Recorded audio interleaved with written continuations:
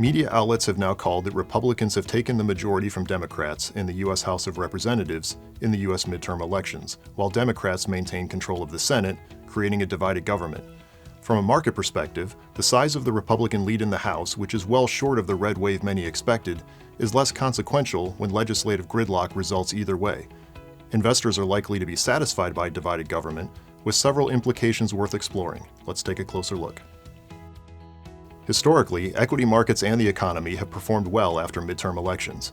A new Congress has tended to pass legislation to spur economic growth, with administrations supportive of those initiatives to help prospects in the next election. Markets also appreciate the certainty of outcome that follows election cycles. This time, the midterm elections are likely to result in legislative gridlock. The increasingly narrow set of shared priorities by Democrats and Republicans means Congress is unlikely to pass much of consequence to investors over the next 2 years. Issues like windfall taxes on energy, movement toward government-led healthcare, and additional curbs on the financial sector will receive little attention in a divided government, allowing those industries to breathe a bit easier. A political risk factor we will be watching under divided government is the debt ceiling.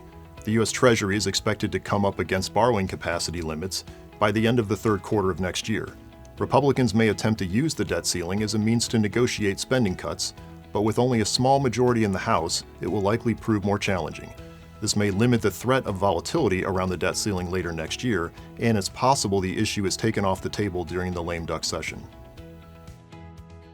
This has clearly been a tough year for investors, though equity markets did well in the couple of weeks as investors seemed to price in a divided government.